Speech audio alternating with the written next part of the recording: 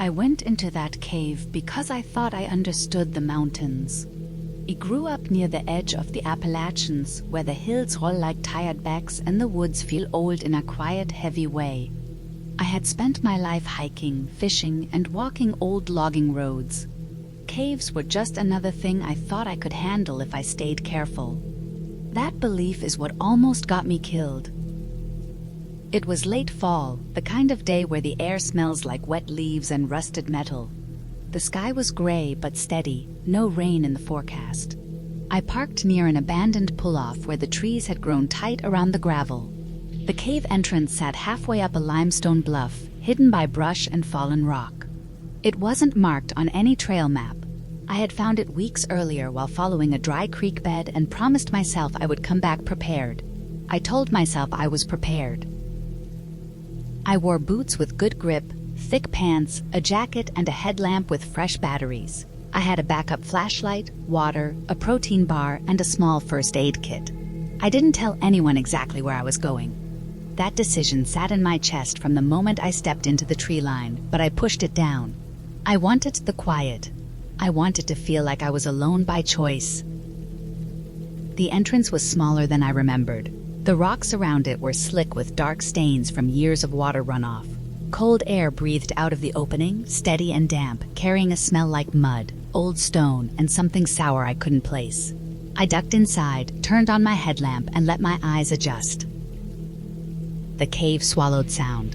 My steps felt loud in my own head but went nowhere. The floor was uneven, covered in pebbles and hard-packed dirt that dipped and rose without warning. The walls were rough and close enough that my shoulders brushed them in places. Vata dripped from somewhere deeper inside, slow and patient.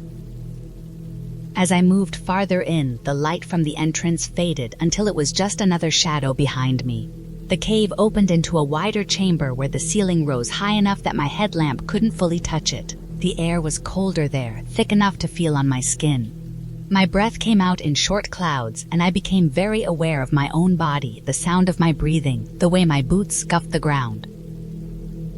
I followed a natural slope downward, careful with every step. I noticed old scratch marks on the walls, long and shallow, like something had been dragged along the rock. I told myself it was just water erosion or maybe equipment from long ago. I kept going. Time started to stretch in a strange way. I couldn't tell how long I had been inside. The cave twisted and split, narrow passages branching off like veins. I tried to mark my path by noticing shapes in the rock and piles of stones, but everything started to look the same. The same gray walls, the same damp floor, the same dark. I reached a low crawl space and hesitated. Cold air flowed from it, stronger than anywhere else I had been. I got down on my hands and knees and moved through, my jacket scraping against the stone. The space tightened until my back brushed the ceiling. My breath sounded too loud. My headlamp beam bounced wildly as I shifted. When the space finally opened again, I felt a rush of relief that almost made me laugh. The chamber beyond was smaller but taller, with a shallow pool of water in the center. The surface was still, black as oil. I stepped around it, keeping close to the wall. That's when I realized something was wrong. The air felt different, heavier. The quiet had changed. It wasn't silence anymore. It was a pressure, like the cave was listening. I stopped moving and turned slowly in a circle. My light caught something pale on the ground near the far wall. At first I thought it was a rock. When I stepped closer, my stomach dropped. It was bone. Old and clean, bleached white, scattered like it had been left there for years. I couldn't tell what animal it came from, but the size was wrong for anything small. I backed away without thinking and slipped on loose gravel. I caught myself on the wall, scraping my palm hot enough to sting. My heart started pounding, fast and painful. I turned to leave, following what I thought was the way I came. It wasn't. The passage I entered through was gone, or at least it looked gone. In its place were two narrow tunnels, both sloping upward, both looking exactly the same. I stood there for a long time, trying to remember details. The shape of the ceiling, the angle of the floor, nothing stood out. I picked one and moved fast, telling myself I could always turn back. The tunnel narrowed and bent sharply. My headlamp flickered once, just a quick blink, but it was enough to make my chest tighten. I stopped and tapped it, then kept going. The ground dropped without warning. I slid down a steep incline, catching myself with my hands, skin burning as it scraped against stone. I landed hard at the bottom, knocking the breath out of me. Pain shot through my ankle, sharp and immediate. I lay there for a moment, staring up at the rock above me, trying not to panic. When I stood, I could put weight on my foot, but it hurt. But I moved slower after that, every step measured. The tunnel led into another chamber, this one long and low. The walls were damp, and the floor was slick with mud. I noticed deep impressions in the dirt, not fresh but not ancient either, like something heavy had passed through more than once. I kept thinking about the bones, about how far I was from daylight, about how no one knew where I was. My headlamp dimmed. The light went from strong white to a dull yellow. I switched it off and on again, but it didn't improve. I reached into my pack for the backup flashlight and turned it on. The beam was narrower, weaker, but it was light. I clipped it to my jacket and kept moving. The cave began to rise gradually, and I felt a thin thread of hope. I told myself upward meant out. The air grew slightly warmer. I followed the slope until I saw something ahead that made me stop cold. A dead end. The wall rose smooth and solid in front of me, the rock unbroken. I touched it with my hand, feeling the cold, unyielding surface. I leaned my forehead against it and closed my eyes. My breathing went fast and shallow. I forced myself to slow down. Panic would only make things worse. I turned back, retracing my steps as best I could. Every turn felt wrong. Every chamber looked unfamiliar. My ankle throbbed, and my hands were raw from grabbing rock and dirt. I drank some water, trying to conserve it, and ate half the protein bar even though my mouth felt too dry to swallow. At some point, I heard a sound that wasn't mine. A low, distant rumble, like rocks shifting far away. It wasn't close, but it was real. The cave was alive in its own slow way, always moving, always changing. Hours, maybe. I don't know how long I wandered. My sense of time disappeared completely. My flashlight dimmed until it was barely usable. I shut it off and sat in the dark, saving what little battery I had left. The darkness was total. I couldn't see my hand in front of my face. I focused on my breathing and the feel of the ground beneath me. When I turned the light back on, I noticed something I had missed before. A thin crack in the wall near the floor, just wide enough to let a faint draft through. Fresh air. Real air. I crawled toward it, ignoring the pain, and followed it into a tight passage that scraped my shoulders and hips raw. The passage rose sharply, and then, suddenly, there was light. Not bright, but real daylight filtering through leaves. I pushed forward until my hands touched dirt and roots. I climbed, dragging myself out of the hole and into the open air. I lay on the ground for a long time, staring at the gray sky through bare branches. My body shook with exhaustion and relief. When I finally stood, I realized I was nowhere near where I had entered. The forest looked unfamiliar, the slope wrong, the trees spaced differently. I limped downhill until I found an old logging road and followed it until it led back to a place I recognized. By the time I reached my car, the sun was low and my legs barely held me up. I never went back to that cave. I never even tried to find it again. The mountains didn't change that day. I did. I learned that the Appalachians don't need anything unreal to be dangerous. Stone, darkness, and time are enough. The cave let me go, and I don't believe it would have done so twice.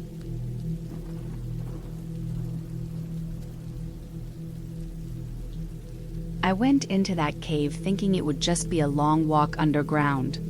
I had grown up around the Appalachian foothills and thought I understood them.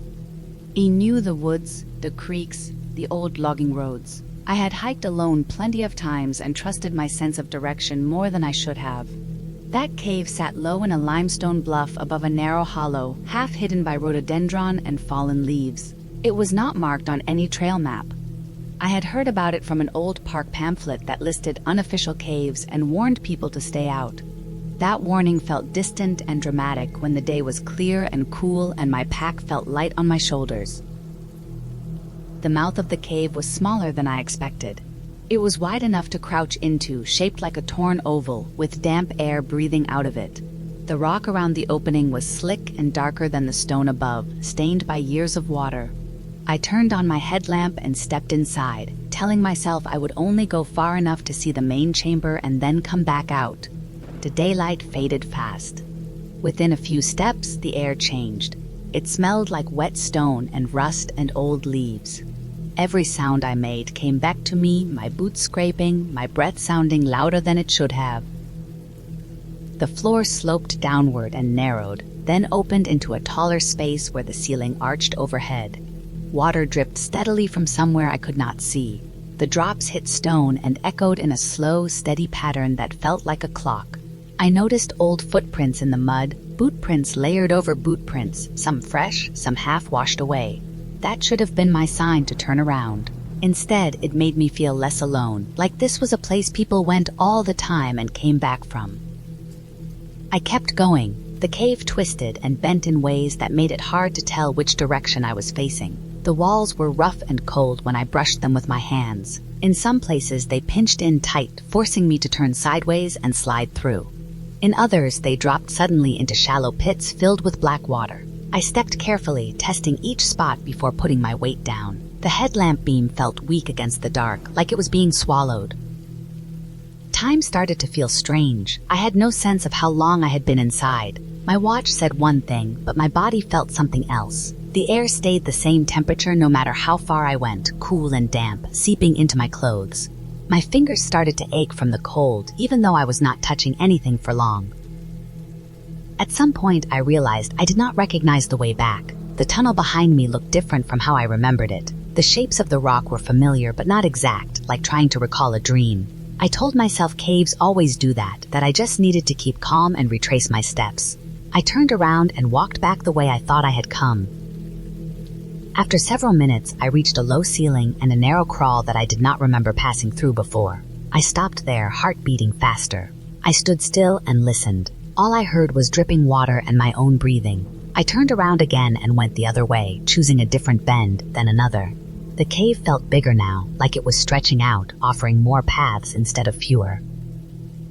I marked the wall with a small piece of chalk I carried, drawing an arrow that pointed toward what I believed was the exit. The chalk looked bright and clean on the dark stone. It gave me a sense of control I did not really have. I followed the arrow's direction and walked until my legs started to feel tired. The tunnel sloped downward again, steeper this time. The air felt heavier. The dripping grew louder, and soon I could hear running water. I came to an underground stream, narrow but fast, cutting across the tunnel. The water was clear but moved with more force than I expected. The rock around it was smooth and worn. I stood there for a long time, staring at it, trying to decide if I had crossed it before. I could not remember. My headlamp reflected off the water and made my eyes hurt. I stepped across carefully, using the wall to balance, and made it to the other side without slipping. Not long after that, I realized my chalk arrow was gone. I searched the wall where I thought I had marked it, sweeping my light back and forth. There was nothing there. I told myself I must be in a different section, that I would find another marker soon. I did not. Every wall looked the same. Every turn felt like the last one. My breathing started to speed up and I had to stop and force myself to slow it down. Panic would only make things worse. I checked my pack. I had a water bottle, a small snack, my headlamp, and a backup flashlight. No rope, no map, no signal on my phone. That night, the battery indicator on my headlamp dropped 1 bar while I stood there, and that small change scared me more than anything else so far. I kept moving because standing still felt worse. I chose paths that sloped upward, hoping they would lead me closer to the surface. The cave did not cooperate. It dipped and twisted, sometimes climbing, sometimes dropping without warning. My boots slipped on wet stone, and once I fell hard onto my side, knocking the breath out of me. The pain flared sharp and hot, then settled into a deep ache in my ribs. I lay there for a moment, pressed against the cold floor, listening to my heart hammer. As I got back up, I noticed something that made my stomach drop. The water sounds were louder than before, and the air felt more humid. The cave floor was wetter. Mud clung to my boots and made each step heavier. I remembered reading about caves flooding fast during rain, even if it was dry outside when you went in. I had not checked the weather that morning. I had not thought I would be inside long enough for it to matter. The stream I had crossed earlier was higher when I found it again. I was sure it was the same one because of a unique curve in the rock beside it. The water now covered more of the stones and moved faster. I stood there, staring at it, feeling a tight knot form in my chest. This time, when I stepped into it, the cold shocked my legs. The water pushed against me hard enough that I had to brace myself against the wall. I made it across, but my pants were soaked to the thigh. From then on, everything felt urgent. I moved faster, even though I knew that could lead to mistakes. My hands shook when I adjusted my headlamp. My teeth started to chatter as the wet fabric pulled heat from my body. I told myself to keep going, to keep thinking, to look for familiar signs. Instead, I found a section of the cave that was clearly not one I had been in before. There were old items there, half buried in mud. A rusted flashlight, a torn strap from a backpack, a single boot, its sole peeled away. None of it looked recent. The sight of those things made my chest feel hollow. People had been lost here before. Some of them had not walked back out. The cave did not care who entered it or who left. I turned away from that spot and nearly slipped into a narrow drop that fell out of sight. I caught myself just in time, fingers scraping against the rock. My heart pounded so hard I felt dizzy. I crawled away from the edge and sat with my back against the wall, knees pulled in close.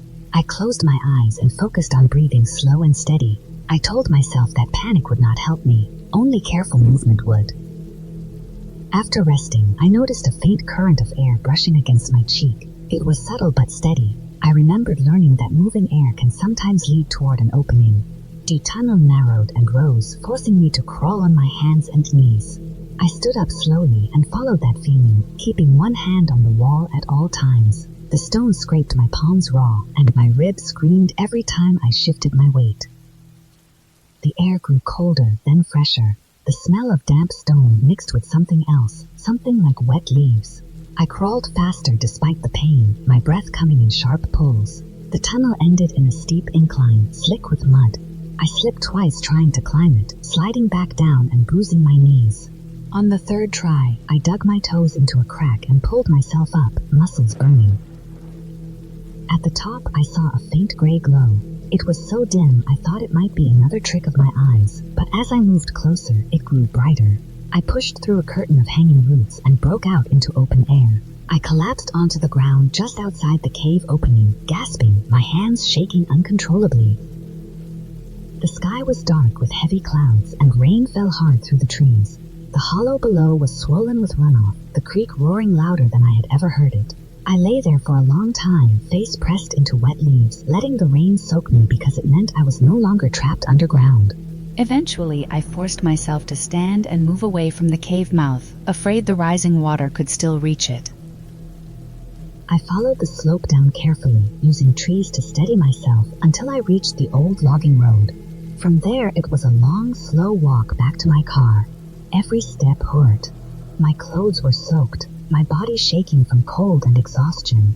But with each step, the fear loosened its grip on me.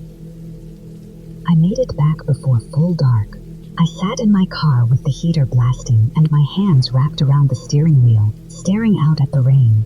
I understood then how small mistakes add up in places like that. How a simple choice to go a little farther can turn into something that nearly ends you. I never went back to that cave. I do not need to. I know what it feels like when the mountain closes in around you and reminds you that it does not owe you a way out.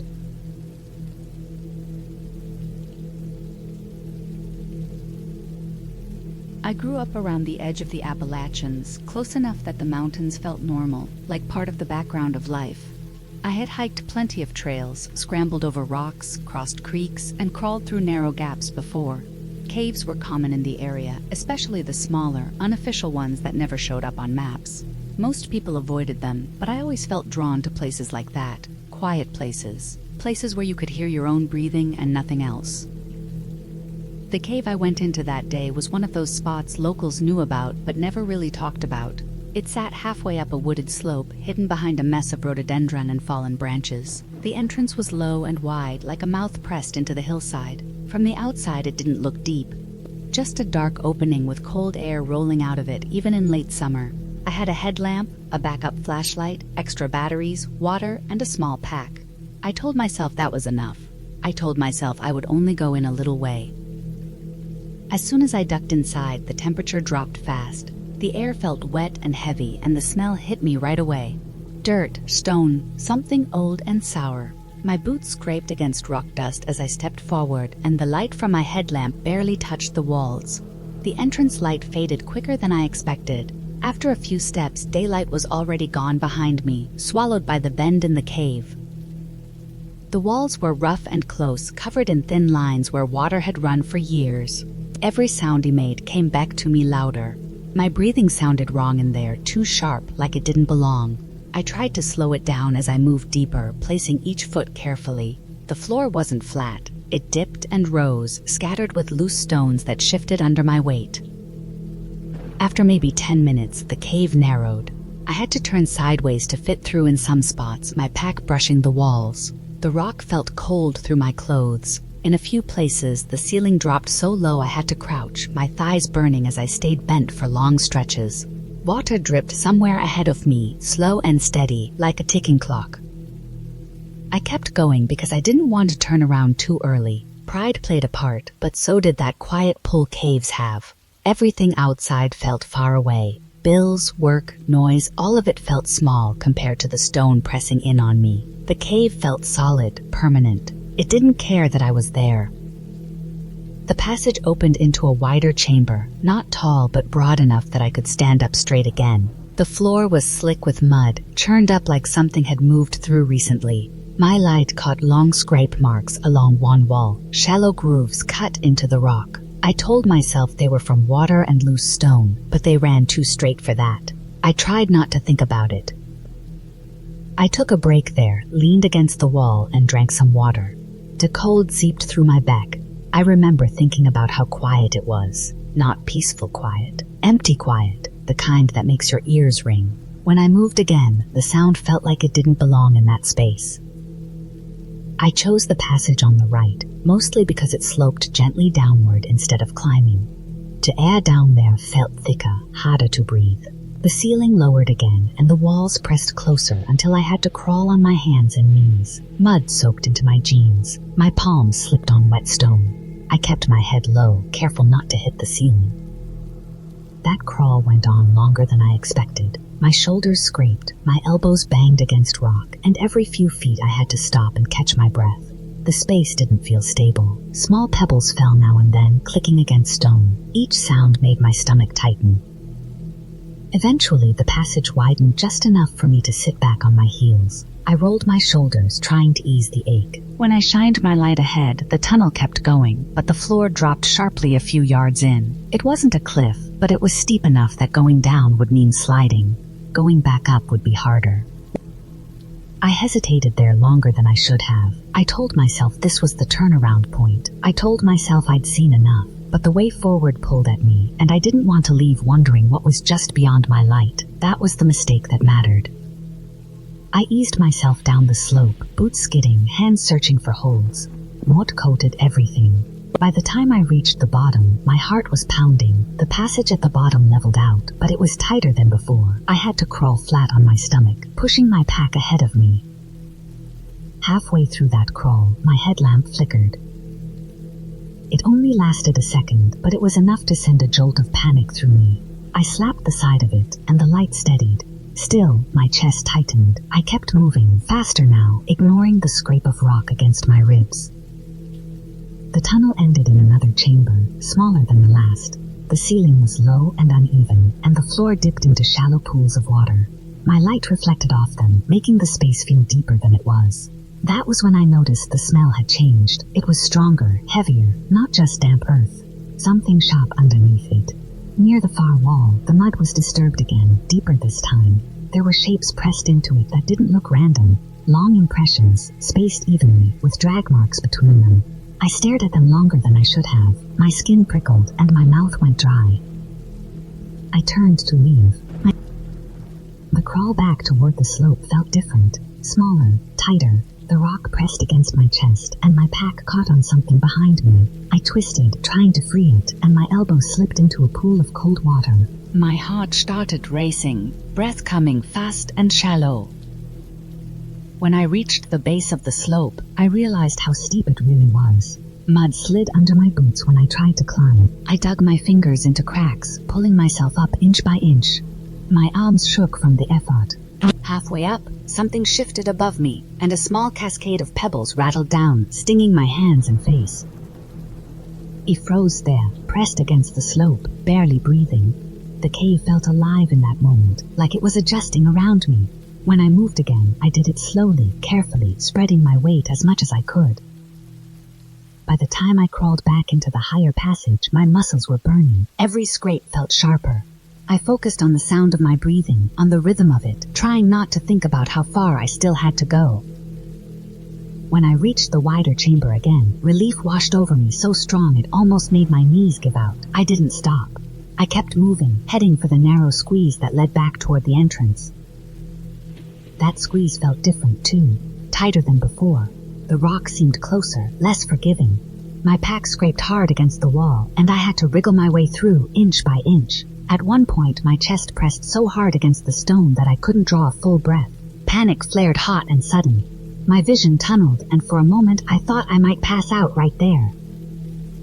I forced myself to stop, to breathe shallow, slow breaths. I shifted my hips, angled my shoulders, and felt the pressure ease just enough to move again. When I finally slid out the other side, my whole body shook. The air started to feel fresher as I moved on. I knew I was close to the entrance when the rock dust on the floor turned dry again. When my light caught a faint curve of daylight ahead, I almost cried. I stumbled out of the cave into the trees, blinking hard as my eyes adjusted. The forest felt too bright, too open. I sat on the ground for a long time, my back against a tree, trying to calm my breathing. My clothes were soaked and torn, my hands scraped raw. I hiked back down the mountain slowly, carefully, checking behind me more than once even though I knew nothing was following. The feeling of the cave stayed with me, heavy and close, like it had marked me somehow. Later at home, I cleaned the mud from my boots and noticed deep scratches along the rubber soles, longer than anything I'd seen before. I tried to tell myself they were from the rocks. I tried to forget the drag marks in the mud and the way the passages felt tighter on the way out. I never went back to that cave. I stopped exploring caves altogether after that. The mountains are still there, quiet and solid, but I keep my distance now. Some places don't need company, and some mistakes only let you leave once.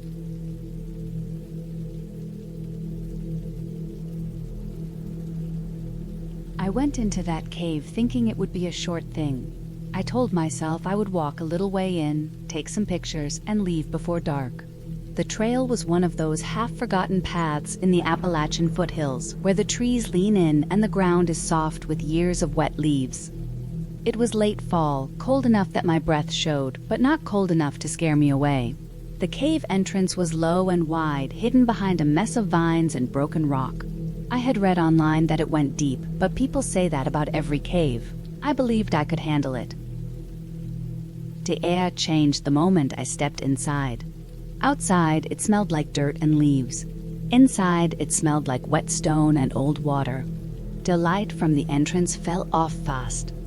After a few steps, the daylight felt thin, like it could snap at any moment. I turned on my headlamp and the beam hit the rock walls, making everything look closer than it really was. The walls were rough and sharp in places, smooth and shiny in others, like they had been rubbed for years by water and time. The ground sloped down slowly.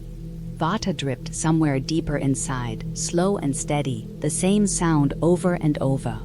I kept walking, watching my feet. Mud stuck to my boots and made each step heavier.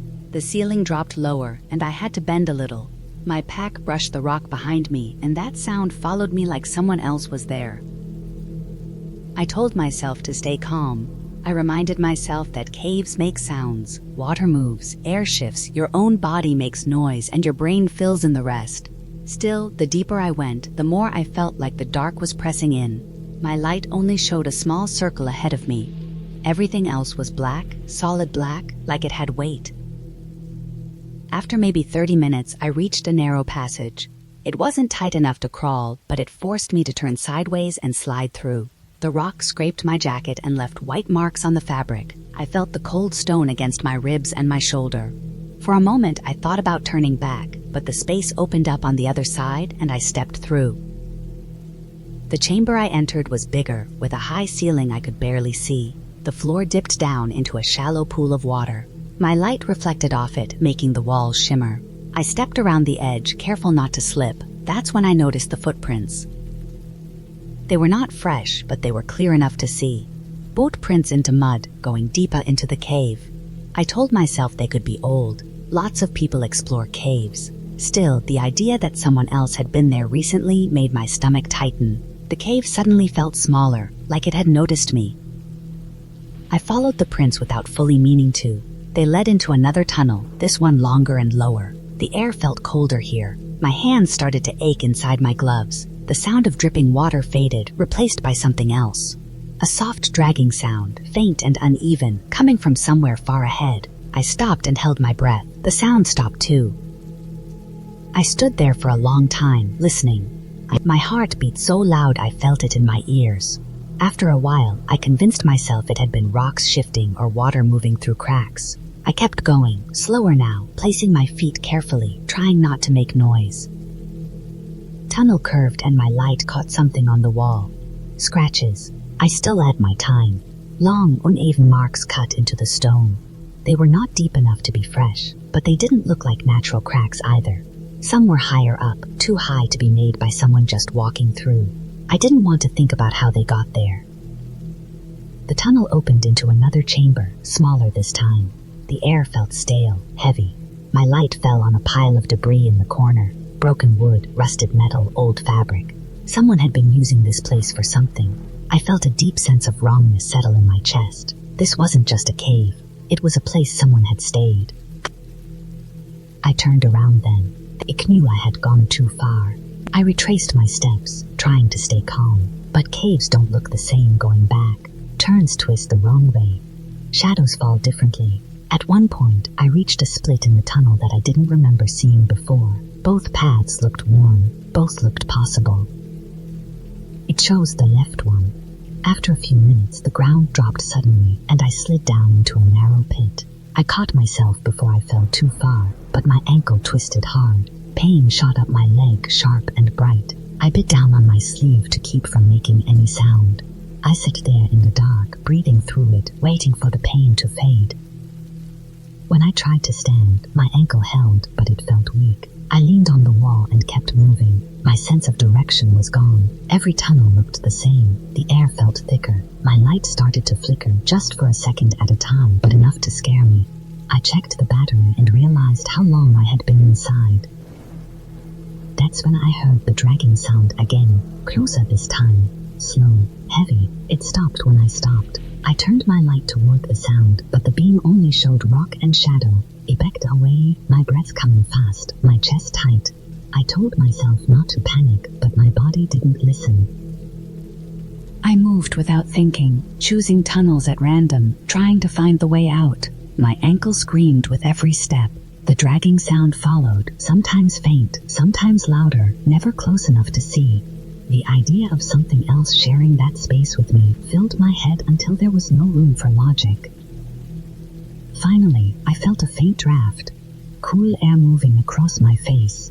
I followed it, half limping, half running. The tunnel sloped upward. The air grew fresher. My light flickered again, then steadied. I pushed forward, ignoring the pain, ignoring the fear, focused only on that moving air.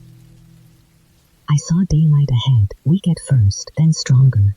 The cave opened up, and I stumbled out onto the forest floor. I fell to my knees, hands in the leaves, breathing in cold, clean air like I had been underwater for hours. The sounds of the woods came back to me slowly, wind in the trees, a bird calling far away. I didn't look back at the cave. I didn't need to. I knew what it felt like inside. I knew what kind of place it was. I wrapped my ankle as best I could and made my way back to the trail, step by painful step. I went to a doctor later and told them I had slipped on wet rock. That part was true. I didn't tell anyone about the footprints or the scratches or the dragging sound. I didn't tell anyone about the feeling that something had noticed me and followed me until the light returned. I never went back. I avoid caves now, even safe ones with guides and lights. When I think about that day, I don't imagine monsters or anything unreal. I think about how easy it is to step into a place that doesn't care if you leave. I think about how the dark down there felt alive, not in a magical way but in a patient way, like it had all the time in the world. And I know deep down that if I had taken one wrong turn, I wouldn't have come back out at all.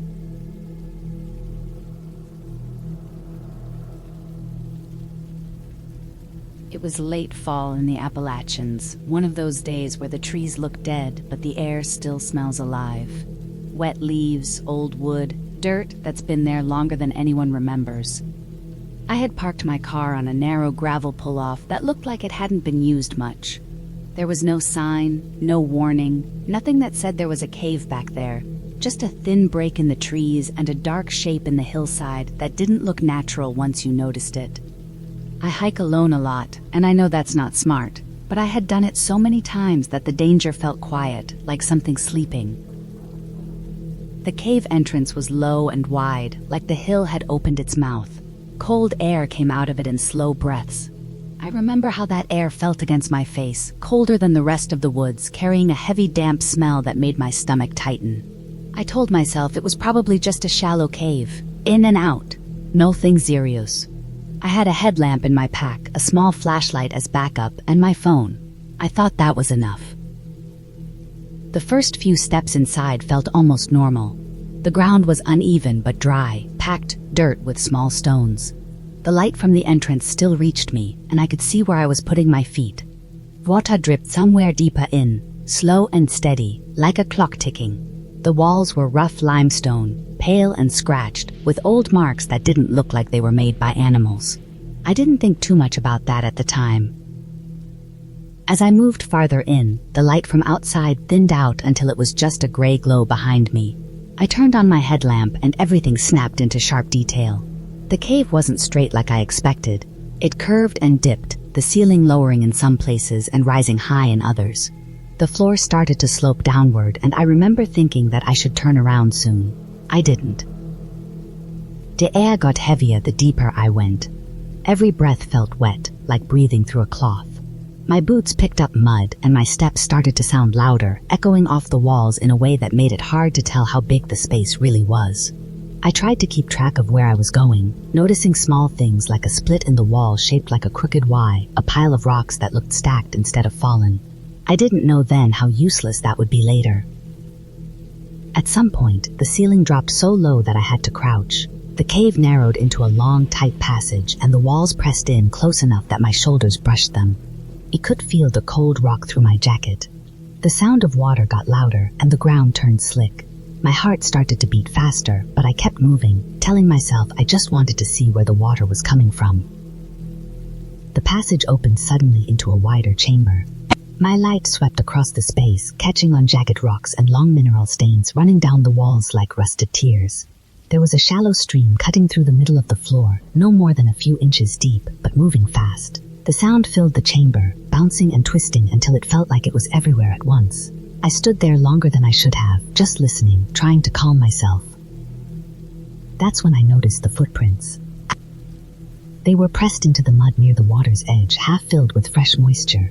Boot prints, not animal, not old either. The edges were still sharp. My first thought was relief, stupid as that sounds. Someone else had been here recently. Then the second thought came, heavier and colder.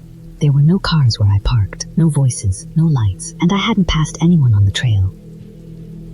I backed away from the stream and turned to leave, and that's when I realized I didn't know which way I had come in. The opening I remembered wasn't there. Instead, there were two low passages leading out of the chamber, both narrow, both dark.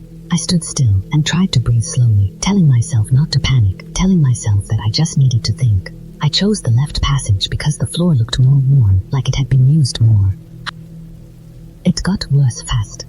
The passage twisted and dropped, forcing me to crawl in places. The rock scraped my knees and palms. My breathing got loud inside my head, and every sound I made seemed to come back at me from the wrong direction. I started marking the wall with small scratches from a rock I picked up, dragging it along on its turns. But everything started to look the same. Pale stone, dark cracks, wet patches that made my light glare. Time stopped making sense. My phone had no signal, and I stopped checking the time, because it only made me feel worse. My headlamp battery dimmed slowly, the light turning yellow and weak. I switched it off and used my flashlight instead, saving the headlamp for later. The thought that there might not be a later sat heavy in my chest. I started to smell something different as I went deeper. Not the clean wet smell of stone and water, but something old and sour, like rot mixed with oil. The floor was littered with debris in one section, torn plastic, rusted cans, scraps of fabric, human trash.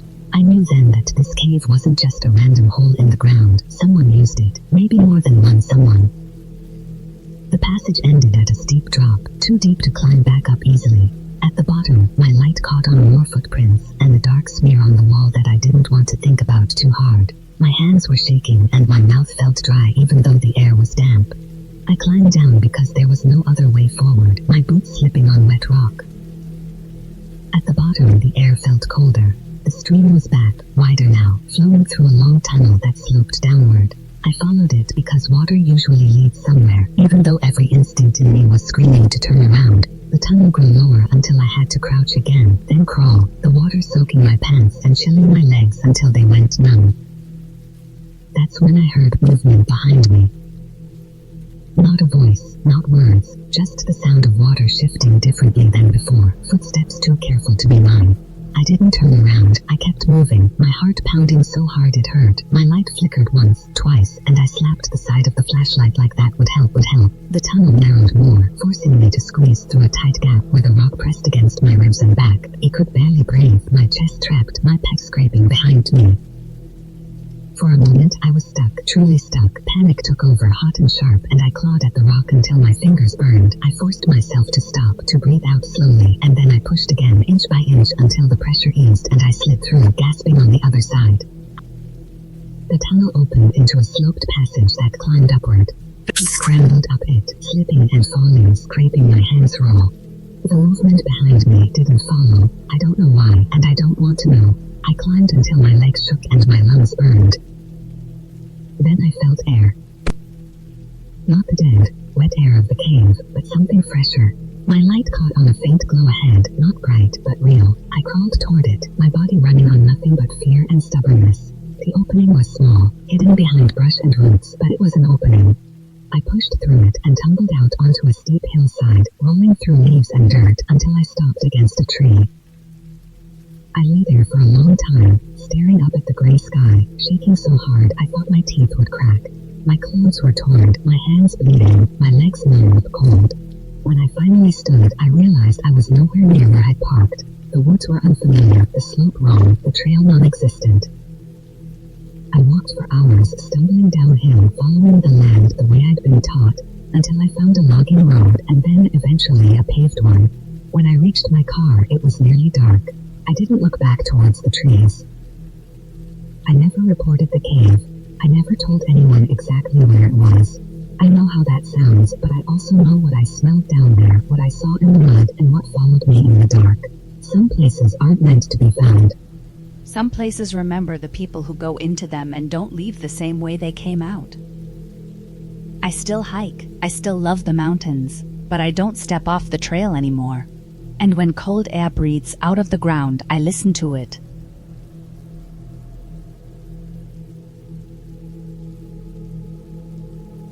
I went into that Appalachian cave thinking it would just be another hard hike with a story at the end.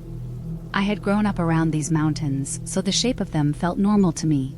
Long ridges, thick trees, damp air that sticks to your skin. I had been hiking solo for years, careful but confident, always telling myself that knowing the land made me safer. That day started early, with fog sitting low in the valleys and wet leaves covering the ground like a slick blanket. My boots were already muddy before I even reached the trailhead. The cave wasn't marked on any official map. I had found it through old forum posts and scanned photos of hand-drawn maps from people who explored abandoned places. They talked about a narrow entrance hidden behind fallen rock, about how the cave ran deep but stayed stable. Limestone caves are common out here, carved slowly by water over thousands of years. I told myself it was natural, solid, nothing dramatic. I packed light but smart. Headlamp, backup flashlight, spare batteries, water, protein bars, first aid kit, a thin rope, chalk, and my phone sealed in a waterproof bag. No one knew exactly where I was going, which I regret more than anything now. The entrance was smaller than I expected. It looked like a dark crack in the hillside, half covered by ferns and loose stone. Cold air poured out of it, steady and quiet, like the cave was breathing. I stood there longer than I should have, listening to the forest sounds behind me. Birds, distant wind, the creak of trees. Once I stepped inside, those sounds dropped off fast, like someone had closed a door behind me. The first stretch was easy. The ceiling was high enough to stand, and the ground sloped down gently. My headlamp lit up pale gray walls streaked with mineral stains. The rock felt damp and smooth, worn down by time. Vata dripped somewhere deeper in, slow and steady. Every sound echoed back to me, softer but stretched out. I moved carefully, placing each step, keeping my breathing slow so I didn't panic over nothing. As I went deeper, the cave narrowed. The air grew colder, heavier. My light caught small details I hadn't noticed at first. Old scratches in the rock, not sharp, more like deep scrapes. I assumed it was from equipment or old exploration attempts. Appalachia has been mined and tunneled for generations. People leave marks everywhere. I kept moving. About 30 minutes in, the floor dropped suddenly. Not a pit, just a steep slope covered in loose gravel and wet clay. I sat down and slid part of the way, controlling myself with my boots and hands. When I stood up again, my heart was beating harder. Going back up that slope would not be easy, but I still felt fine, strong enough. I told myself I'd turn around soon. The cave changed after that. The walls closed in and the ceiling dropped. I had to crouch, then crawl. The rock pressed close on both sides, cold against my shoulders and hips. The smell changed too. It wasn't rot, not exactly, but something stale and heavy, like old water trapped with no air. My headlamp beam felt smaller, swallowed by the dark beyond it. I noticed the silence then. No dripping water, no distant echoes.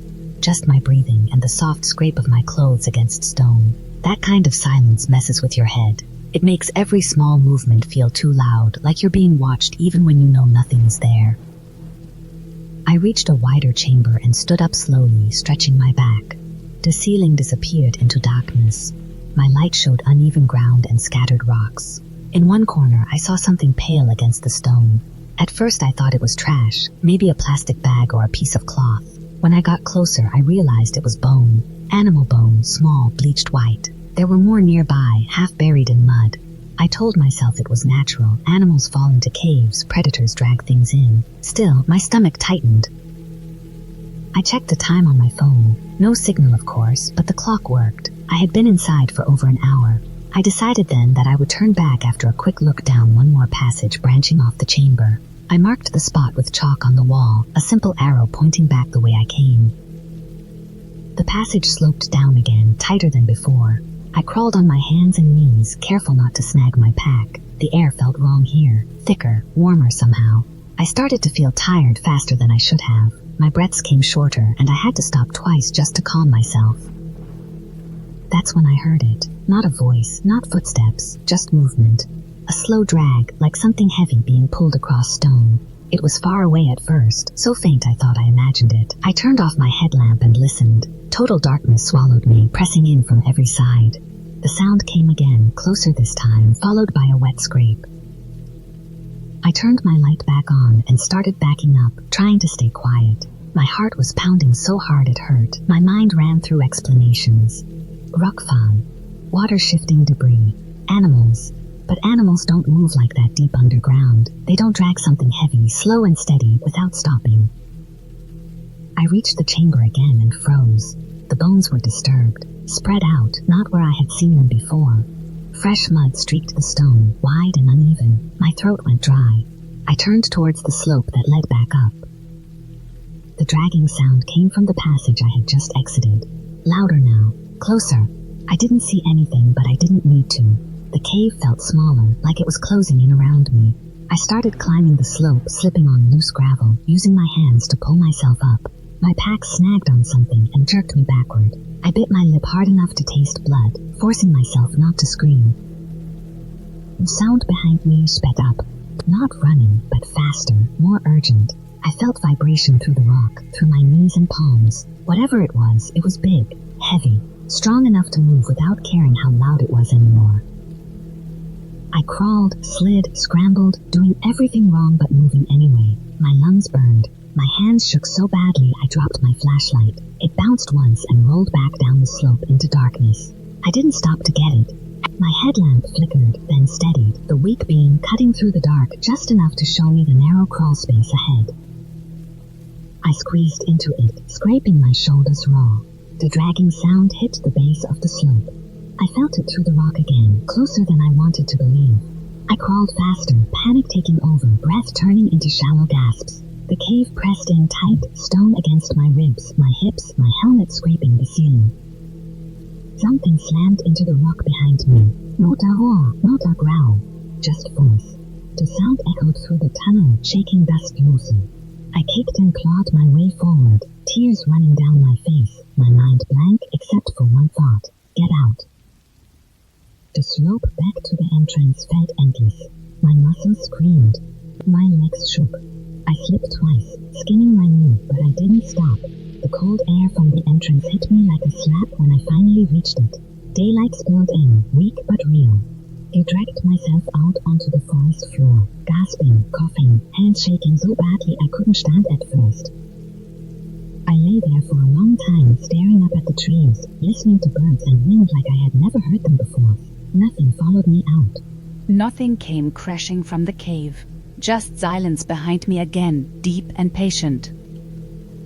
I hiked back to my car on autopilot, every shadow making me flinch, every sound raising my pulse. I didn't stop until I reached the road. I didn't look back. Weeks later, I reported the cave to local authorities and cave rescue groups, vague enough to avoid sounding crazy. A team went in with proper gear. They never found my flashlight. They never found the bones I described. They did find signs of recent collapse deep inside, where unstable rock had shifted and sealed off several passages. They told me I was lucky, that caves change fast. That sound can travel strangely underground. That fear makes things feel bigger than they are. I believe them when I need to sleep at night, but sometimes when I think about the weight I felt through the stone, the way the ground vibrated, I know something was moving down there, not a ghost. Not a monster from a story. Just a real living thing that had learned how to survive in the dark, deep in a place where people don't belong. And I know how close I came to never seeing daylight again.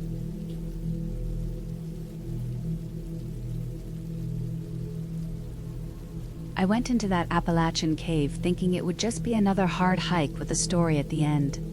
I had grown up around these mountains, so the shape of them felt normal to me. Long ridges, thick trees, damp air that sticks to your skin. I had been hiking solo for years, careful but confident, always telling myself that knowing the land made me safer. That day started early, with fog sitting low in the valleys and wet leaves covering the ground like a slick blanket. My boots were already muddy before I even reached the trailhead. The cave wasn't marked on any official map. I had found it through old forum posts and scanned photos of hand-drawn maps from people who explored abandoned places. They talked about a narrow entrance hidden behind fallen rock, about how the cave ran deep but stayed stable. Limestone caves are common out here, carved slowly by water over thousands of years. I told myself it was natural, solid, nothing dramatic. I packed light but smart. Headlamp, backup flashlight, spare batteries, water, protein bars, first aid kit, a thin rope, chalk, and my phone sealed in a waterproof bag. No one knew exactly where I was going, which I regret more than anything now. The entrance was smaller than I expected. It looked like a dark crack in the hillside, half covered by ferns and loose stone. Cold air poured out of it, steady and quiet, like the cave was breathing. I stood there longer than I should have, listening to the forest sounds behind me. Birds, distant wind, the creak of trees. Once I stepped inside, those sounds dropped off fast, like someone had closed a door behind me. The first stretch was easy. The ceiling was high enough to stand, and the ground sloped down gently. My headlamp lit up pale gray walls, streaked with mineral stains. The rock felt damp and smooth, worn down by time. Water dripped somewhere deeper in, slow and steady. Every sound echoed back to me, softer but stretched out. I moved carefully, placing each step, keeping my breathing slow so I didn't panic over nothing. As I went deeper, the cave narrowed. The air grew colder, heavier. My light caught small details I hadn't noticed at first. Old scratches in the rock, not sharp, more like deep scrapes. I assumed it was from equipment or old exploration attempts. Appalachia has been mined and tunneled for generations. People leave marks everywhere. I kept moving. About 30 minutes in, the floor dropped suddenly. Not a pit, just a steep slope covered in loose gravel and wet clay. I sat down and slid part of the way, controlling myself with my boots and hands. When I stood up again, my heart was beating harder. Going back up that slope would not be easy, but I still felt fine. Strong enough. I told myself I'd turn around soon. The cave changed after that. The walls closed in and the ceiling dropped. I had to crouch, then crawl. The rock pressed close on both sides, cold against my shoulders and hips. The smell changed too. It wasn't rot, not exactly, but something stale and heavy, like old water trapped with no air. My headlamp beam felt smaller, swallowed by the dark beyond it. I noticed the silence then. No dripping water, no distant echoes. Just my breathing and the soft scrape of my clothes against stone. That kind of silence messes with your head. It makes every small movement feel too loud, like you're being watched even when you know nothing is there. I reached a wider chamber and stood up slowly, stretching my back. The ceiling disappeared into darkness. My light showed uneven ground and scattered rocks. In one corner, I saw something pale against the stone. At first, I thought it was trash, maybe a plastic bag or a piece of cloth. When I got closer, I realized it was bone. Animal bone, small, bleached white. There were more nearby, half buried in mud. I told myself it was natural. Animals fall into caves, predators drag things in. Still, my stomach tightened. I checked the time on my phone. No signal, of course, but the clock worked. I had been inside for over an hour. I decided then that I would turn back after a quick look down one more passage branching off the chamber. I marked the spot with chalk on the wall, a simple arrow pointing back the way I came. The passage sloped down again, tighter than before. I crawled on my hands and knees, careful not to snag my pack. The air felt wrong here. Thicker, warmer somehow. I started to feel tired faster than I should have. My breaths came shorter, and I had to stop twice just to calm myself. That's when I heard it. Not a voice, not footsteps, just movement. A slow drag, like something heavy being pulled across stone. It was far away at first, so faint I thought I imagined it. I turned off my headlamp and listened. Total darkness swallowed me, pressing in from every side. The sound came again, closer this time, followed by a wet scrape. I turned my light back on and started backing up, trying to stay quiet. My heart was pounding so hard it hurt. My mind ran through explanations. Rockfall, water-shifting debris, animals. But animals don't move like that deep underground. They don't drag something heavy, slow and steady, without stopping. I reached the chamber again and froze. The bones were disturbed, spread out, not where I had seen them before. Fresh mud streaked the stone, wide and uneven. My throat went dry. I turned toward the slope that led back up. The dragging sound came from the passage I had just exited. Louder now, closer. I didn't see anything, but I didn't need to. The cave felt smaller, like it was closing in around me. I started climbing the slope, slipping on loose gravel, using my hands to pull myself up. My pack snagged on something and jerked me backward. I bit my lip hard enough to taste blood, forcing myself not to scream. The sound behind me sped up, not running, but faster, more urgent. I felt vibration through the rock, through my knees and palms. Whatever it was big, heavy, strong enough to move without caring how loud it was anymore.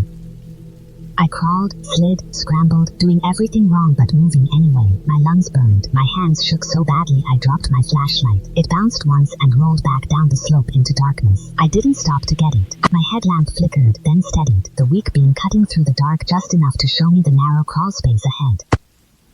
I squeezed into it, scraping my shoulders raw. The dragging sound hit the base of the slope. I felt it through the rock again, closer than I wanted to believe. I crawled faster, panic taking over, breath turning into shallow gasps. The cave pressed in tight, stone against my ribs, my hips, my helmet scraping the ceiling. Something slammed into the rock behind me. Not a roar, not a growl, just force. The sound echoed through the tunnel, shaking dust Luzu.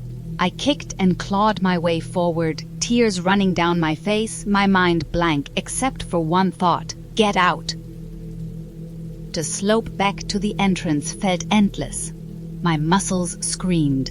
My legs shook. I slipped twice, skinning my knee, but I didn't stop. The cold air from the entrance hit me like a slap when I finally reached it. Daylight spilled in, weak but real. I dragged myself out onto the forest floor, gasping, coughing, hands shaking so badly I couldn't stand at first. I lay there for a long time, staring up at the trees, listening to birds and wind like I had never heard them before. Nothing followed me out. Nothing came crashing from the cave. Just silence behind me again, deep and patient. I hiked back to my car on autopilot, every shadow making me flinch, every sound raising my pulse. I didn't stop until I reached the road. I didn't look back. Weeks later, I reported the cave to local authorities and cave rescue groups, vague enough to avoid sounding crazy. A team went in with proper gear. They never found my flashlight. They never found the bones I described. They did find signs of recent collapse deep inside, where unstable rock had shifted and sealed off several passages. They told me I was lucky. That caves change fast. That sound can travel strangely underground. That fear makes things feel bigger than they are. I believe them when I need to sleep at night. But sometimes when I think about the weight I felt through the stone, the way the ground vibrated, I know something was moving down there. Not a ghost. Not a monster from a story.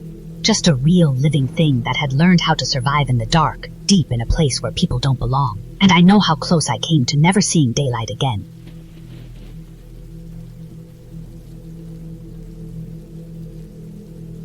I went into that cave thinking it would just be another dumb thing I did because I was bored and stubborn. I had lived near the Appalachian foothills most of my life. The woods never scared me. I hiked alone, camped alone, and I trusted my sense of direction more than I should have. The cave was on a piece of public land, not marked on any trail map, just a dark opening in a limestone ridge that locals pretended not to notice. I had seen it once while hiking and came back a week later with a headlamp, a backpack, water, a small first aid kit, and a cheap handheld flashlight as backup. I told myself I would only go in a little way, just enough to look around. The air coming out of the cave felt colder than the fall morning around me. It smelled like wet rock and dirt, heavy and still, like air that hadn't moved in years. The entrance was wide enough to stand up in, but low enough that I had to duck after a few steps. The light from outside faded fast. Within 20 feet, the woods behind me were gone, replaced by gray stone walls that looked like they had been scraped and melted at the same time. The floor was uneven, sloping down slightly, covered in loose gravel and slick mud. Every sound I made felt too loud. My boots scraped. My breathing echoed back at me. Water dripped somewhere deeper inside, slow and steady, like a clock. I told myself that meant the cave was alive, that it had airflow and space, that I wasn't walking into a dead hole. I kept moving, counting my steps without meaning to, touching the wall every now and then just to feel something solid. The cave narrowed and widened in odd ways, like it had been folded instead of carved. Some places were tall enough to stretch my arms up, others forced me to crouch. The rock was cold through my gloves. It left white dust on my fingers where the limestone rubbed off. I noticed scratches on the walls that didn't look natural. Long lines, shallow but clear, running low and uneven. I told myself it was old mining marks or people messing around, but the thought stuck with me. About 10 minutes in, the ground changed.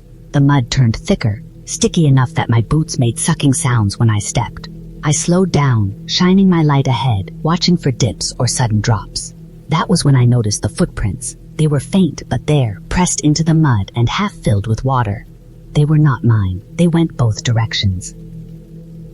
My stomach tightened. I stood still for a long time, listening. All I heard was dripping water and my own pulse in my ears. I tried to reason it out. Other hikers came here. Kids explored. Someone else had been in before me. That didn't mean someone was in here now.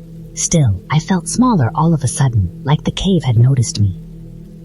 I kept going, telling myself I would turn back soon. The The passage sloped down more sharply and the ceiling dropped until I was bent forward, almost crawling. My pack scraped against the rock. The air felt damp enough to taste.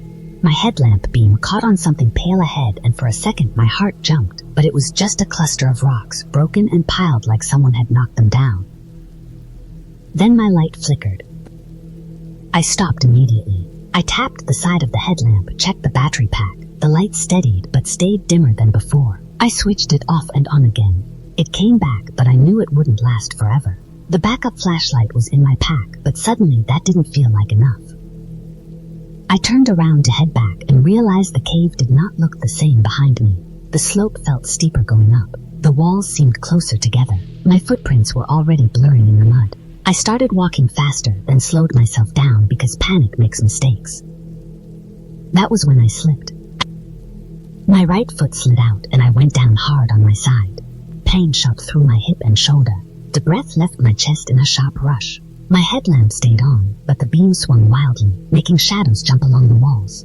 I lay there for a moment, afraid to move, checking myself piece by piece. Nothing felt broken, just bruised and shaken. I forced myself up slowly, testing my weight. The floor ahead dropped into a low tunnel, barely high enough to crawl through. I didn't remember coming through it on the way in. I stared at it, trying to match it to my memory, but the cave refused to make sense. I realized then how easy it would be to miss a turn, how small differences could trap you without you even noticing. I chose the tunnel because it sloped upward, and I wanted to believe that meant it led out. Crawling through it scraped my knees and palms raw. The ceiling pressed close to my back. My breathing sounded too loud in my ears. Halfway through, my headlamp dimmed again, this time for good. I switched it off and turned it back on. Nothing. Too dark was too tired. I had never known darkness like that before. It felt thick, like something physical. I fumbled for my backup flashlight, hands shaking so badly I dropped it once before getting it turned on. The beam was weaker, yellow instead of white, but it was light, and I clung to it like it was the only thing keeping me real. The tunnel opened into a wider chamber, low but walkable. The floor was uneven, broken rock mixed with deep puddles. There were supplies. An old backpack slumped against the wall, moldy and collapsed. My flashlight beam picked up something ahead that made me stop cold. A crushed water bottle. A torn piece of fabric that looked like it came from a jacket. Everything was coated in dust and damp, like it had been there a long time. My chest felt tight. I didn't touch anything. I imagined someone else coming in like I had, confident, careless, and not coming back out. The cave suddenly felt crowded, like it held memories it didn't want to share. I turned to leave, and the flashlight beam caught the wall behind me. The scratches were there again, deeper here, clustered and frantic, some of them angled upward like someone had tried to climb the rock itself. I forced myself not to think about fingernails. I kept moving, choosing passages almost at random, trying to stay calm, trying to notice airflow, any hint of outside. Time stopped meaning anything. My legs shook from crouching and climbing. My mouth felt dry, even though I rationed my water. Every now and then I would stop and turn off the flashlight just to listen, hoping to hear wind or distant noise. Every time there was only silence and dripping water. At one point, the ground gave way under me, and I slid down a steep slope of loose stone, unable to stop myself. I slammed into a shallow pool at the bottom, soaking my clothes and knocking the flashlight from my hand. I grabbed for it in the dark, fingers scraping rock until I found it and turned it back on. The water was icy. My teeth chattered as I dragged myself out, muscles screaming. I cried then, quietly, not from fear but from exhaustion and the crushing understanding that I'd made a very real mistake. No one knew exactly where I was. No one was coming anytime soon. The passage from the pool sloped upward again, and I followed it because I had nothing else. The air slowly changed. It felt less heavy, cooler in a different way. I noticed a faint sound that wasn't dripping. It took me a while to recognize it as wind. I followed that sound for what felt like hours, squeezing through narrow gaps, climbing over sharp rocks that tore my sleeves and cut my hands. The flashlight dimmed until it was barely more than a glow. Then, far ahead, I saw something lighter than the dark around it. Not bright, not clear, but different. It was daylight. I pushed myself harder than I thought I could.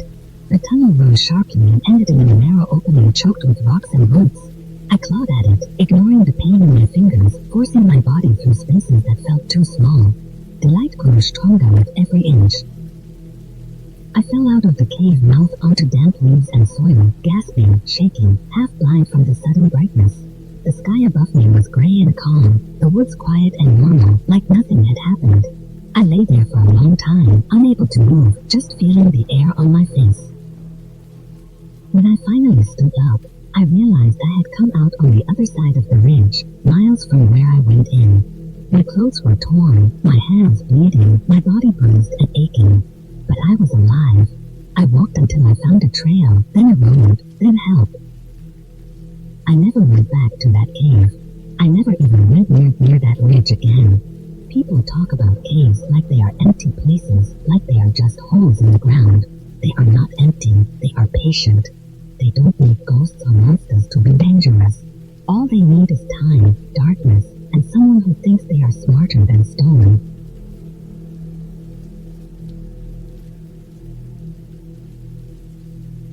I went into that cave on a cold day in early fall, when the leaves were just starting to rot and smell sweet and bitter at the same time.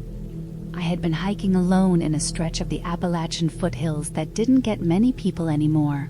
Old logging roads cut through the trees like scars half grown over with briars and moss. I had a map printed off from a state site and a headlamp, a backup flashlight, food and water. I told myself I was being careful. I told myself I would only look at the entrance and turn back. That was the lie that made everything else possible. The cave entrance sat low on a limestone ridge, hidden behind fine branches and a curtain of vines. Cold air flowed out of it in a steady breath, smelling like wet rock and iron. The ground around it was churned up with old footprints, some human, some animal. Deer tracks crossed over boot prints that were probably years old. I noticed trash half buried in the dirt, a rusted can and a torn glove stiff with age. That should have been enough to turn me around. Instead, it made the place feel known, like other people had been here and survived it. The first few steps inside were easy. The ceiling was high enough to stand, and the walls were smooth from centuries of water. My headlamp lit up pale stone streaked with darker lines. Drops of water fell from above at slow, steady beats, tapping into shallow pools. The sound echoed in a way that made distance hard to judge. Everything felt closer than it really was. I kept moving, careful where I placed my boots, feeling the air get colder the deeper I went. After maybe 10 minutes, the daylight behind me thinned to a dull gray circle. I didn't stop. I told myself I was just curious, that I would turn around soon. The floor dipped and rose, uneven and slick. Mud sucked at my soles. In places, the walls narrowed enough that my shoulders brushed both sides. My breath fogged the beam of my lamp. The cave smelled stronger now, like wet clay and something old and closed in. The first real problem came when the tunnel split. One path sloped downward, the other stayed level but narrowed. My map didn't show a split this early, which I blamed on bad data. I chose the level path because it felt safer. That decision carried weight I didn't understand yet. The tunnel twisted and bent, and I stopped seeing anything that looked familiar.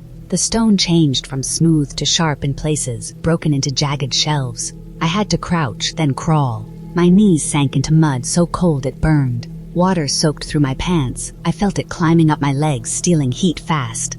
I kept going, because turning around felt harder than pushing forward.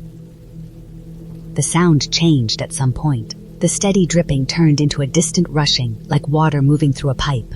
The floor slanted down again, and I followed it until my boot slid out from under me and I went down hard. My shoulder slammed into rock, sending a shock through my arm. Pain bloomed sharp and hot, then settled into a deep ache. I lay there for a moment, breathing fast, staring at the beam of my headlamp shaking on the ceiling. When I stood up, I noticed the water first. A thin stream ran across the floor, clear and fast, cutting a narrow channel in the stone. It hadn't been there before, or I hadn't noticed it. Either way, it was moving downhill, the same direction I was going. I followed it, thinking it might lead to a larger passage. The passage opened into a chamber bigger than any I had seen so far. The ceiling vanished into darkness. The floor was uneven, littered with rocks fallen from above. In the center, water pooled deep and black, fed by several trickles that merged into one slow swirl. The air felt heavier here, colder, and my breath came out in thick clouds. I realized then how quiet my body felt, how slow my fingers were getting. I walked the edge of the pool, looking for a way around it. The mud was deeper here, clinging to my boots, trying to pull them off. I slipped again and caught myself with one hand, plunging it into the water. The cold shocked me so badly I gasped. My hand went numb almost instantly, fingers stiff and useless. That was when my headlamp flickered. It didn't go out completely, but the beam dimmed and flared again.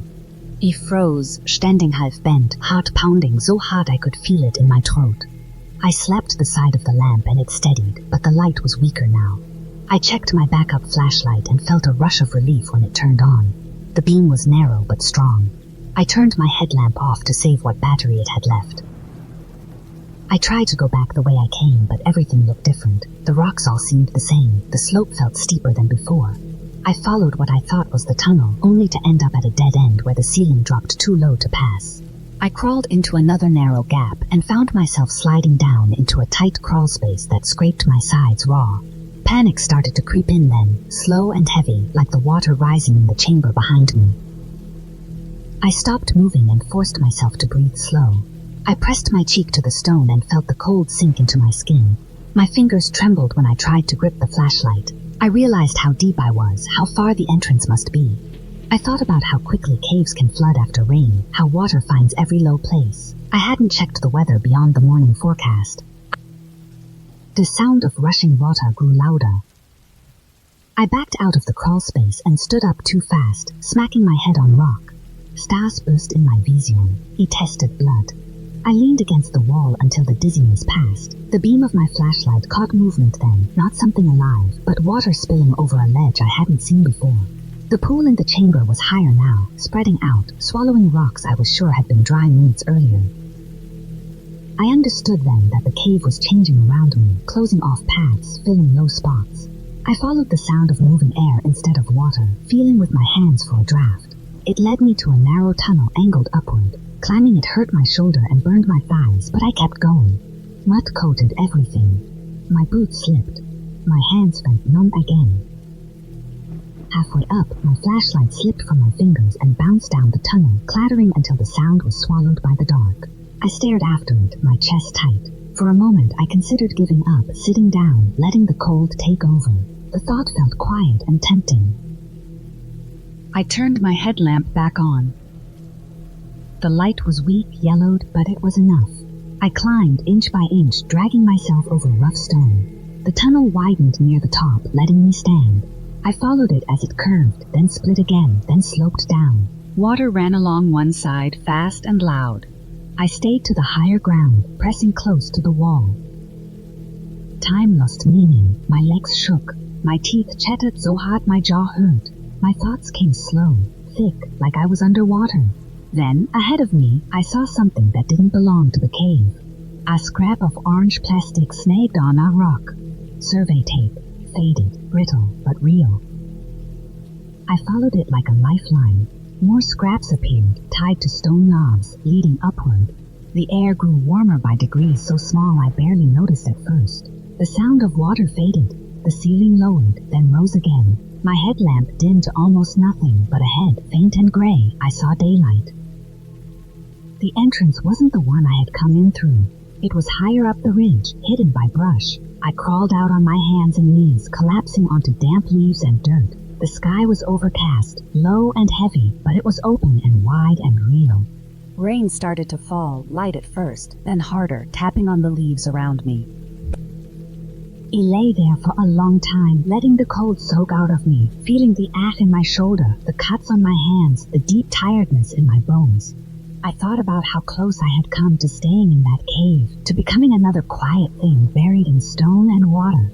Eventually, I stood up and found my way back to the trail, moving slow, careful, watching every step.